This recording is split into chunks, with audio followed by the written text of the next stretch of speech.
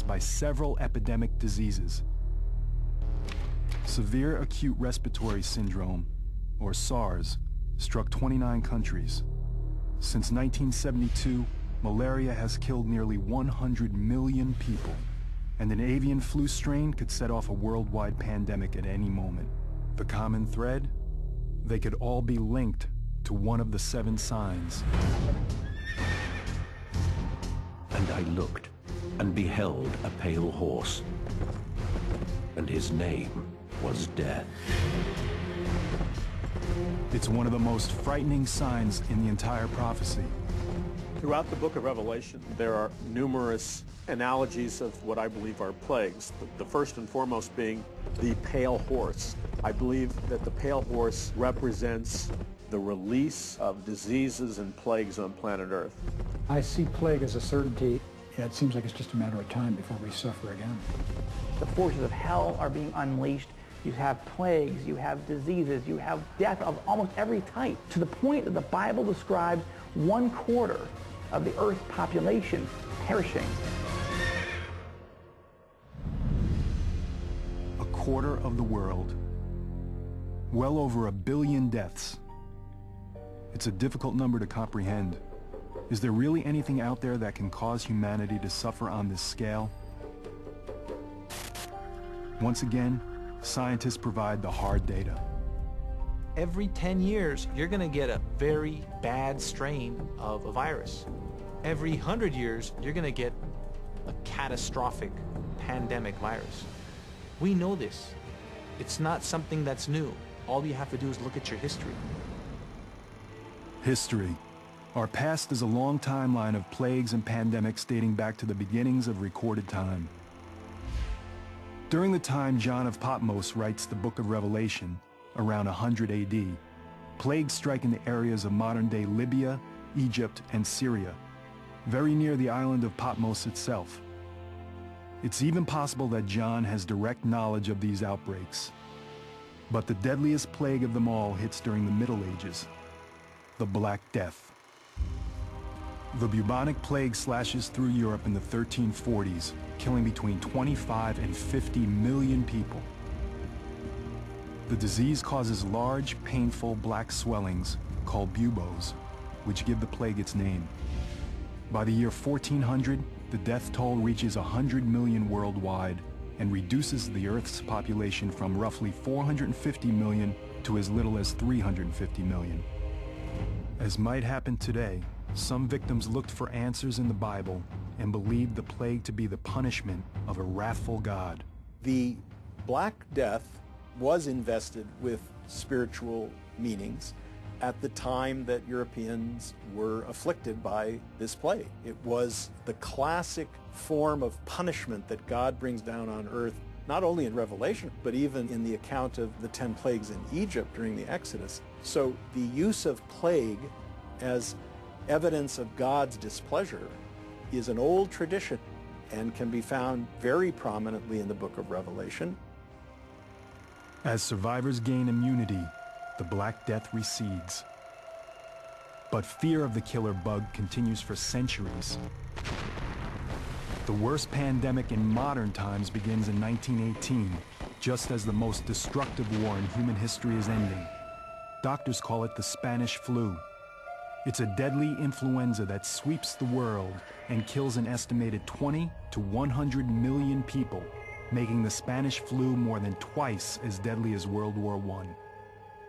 It's not really known where it actually started, but what we now think happened is that an avian bird flu virus mutated where it could be transmitted from person to person and just spread throughout the world very rapidly.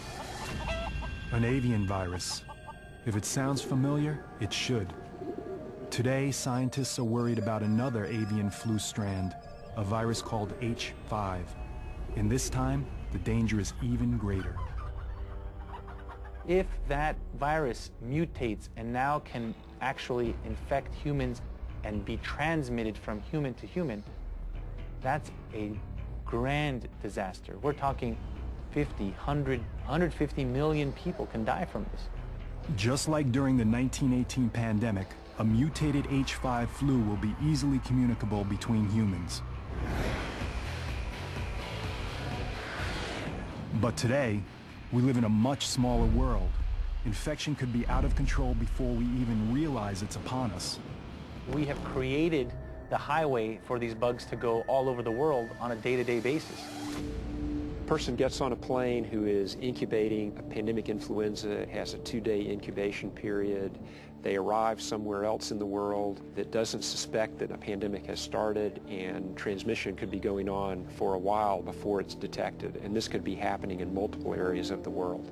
Just the amount of people coming through LAX, how quickly can one person infect everybody else on that plane, and then all of us around them walk through the gates of LAX, and everybody who comes into contact with us is then exposed. Then I go home and my family and my daily life. Once that happens, we have no immunity. We have nothing.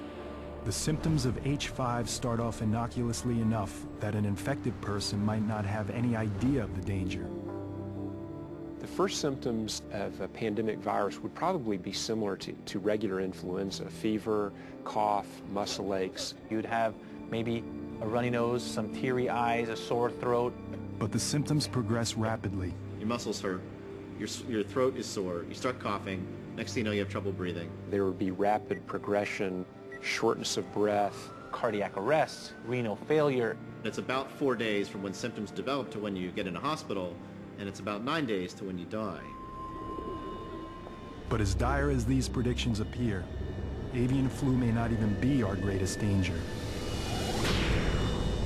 The most threatening plague may have more sinister origins.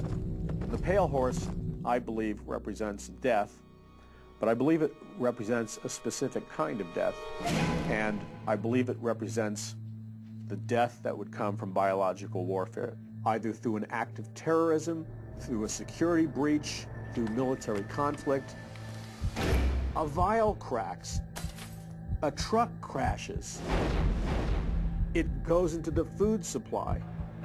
Numerous biologically designed plagues are released on planet Earth. There's no remedy for them. They spread like wildfire. Millions of people are going to die. What if we had something that couldn't be contained? It'd take 1, 2, 3 hosts to infect an entire population? Easily.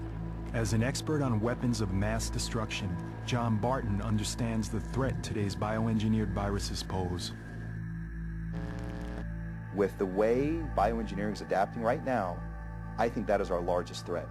Biological weapons systems are only limited by their delivery measure. It's pretty easy to actually do a bioterrorist attack. Most of these are invisible, they're odorless, they're tasteless, and we don't even know how to respond to bioterrorism.